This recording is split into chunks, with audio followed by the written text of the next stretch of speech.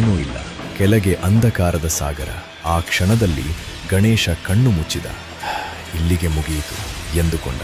ಆದರೆ ವಿಚಿತ್ರ, ಅವನ ದೇಹ ಕೆಳಗೆ ಬೀಳಲಿಲ್ಲ. ಯಾರೋ ಹಿಡಿದಿದ್ದರು. ಭದ್ರವಾದ ಹಿಡಿತ. ಉಸಿರು ಕಟ್ಟಿಸುವಂತೆ ಅಲ್ಲ, ಉಸಿರು ನೀಡುವ ಹಿಡಿತ. ಕಣ್ಣು ತೆರೆದಾಗ ಅವನು ಹಡಗಿನ ಕೆಳ ಅಂತಸ್ತಿನಲ್ಲಿ ಸುರಕ್ಷಿತವಾಗಿ ಮಲಗಿದ್ದ. ಅವನ ಉಸಿರಾಟ ಗಟ್ಟಿಯಾಗಿತ್ತು.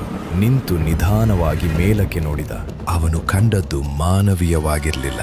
ಸಾಗರದ ನೀರಿನ ಮೇಲೆ ಒಬ್ಬ ಹೆಂಗಸು ನಡೆಯುತ್ತಾ ಹೋಗುತ್ತಿದ್ದಾಳೆ. ಸುತ್ತಲೂ ಹಕ್ಕಿಗಳ ಹಿಂಡು. ಕಪ್ಪು ಸೀರೆ, ಕೂದಲು ಗಾಳಿಯಿಲ್ಲದಿದ್ದರೂ ಹಾರುತ್ತಿತ್ತು. ಆಕೆ ನಿಂತಳು, ತಿರುಗಿ ನೋಡಿದಳು. ಮುಖ ಸ್ಪಷ್ಟವಾಗಿರಲಿಲ್ಲ, ಆದರೆ ಅವಳ ಕಣ್ಣುಗಳು ನೇರವಾಗಿ ಗಣೇಶನ ಕಡೆ ನೋಡುತ್ತಿದ್ದವು. ಆ ದೃಷ್ಟಿಯಲ್ಲಿ ಭಯವಿರಲಿಲ್ಲ, ರಕ್ಷಣೆ ಇತ್ತು. ಹಕ್ಕಿಗಳು ಅವಳ ಸುತ್ತಲೂ ತಿರುಗುತ್ತಾ ಹಾಗೆ ಅವಳ ಜೊತೆ ಸಾಗುತ್ತಾ ಹೋದವು. ಆ ಕ್ಷಣದಲ್ಲಿ ಗಣೇಶನಿಗೆ ಏನೋ ನೆನಪಾಯಿತು. ಕಂಪಿಸುತ್ತಿರುವ ಕೈಯಲ್ಲಿ ಅಂಗಿಯ ಜೇಬು ನೋಡಿಕೊಂಡ. ಒಂದು ಎಲೆ ಗಂಧ ಪ್ರಸಾದ.